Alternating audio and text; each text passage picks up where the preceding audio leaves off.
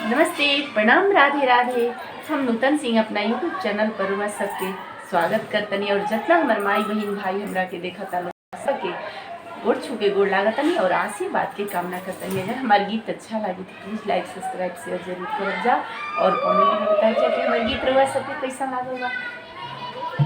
त कैसे रहबू हो गौरा, कैसे रहबू, कैसे रहबू हो गौरा, कैसे रहबू, बहू रहबू के भाग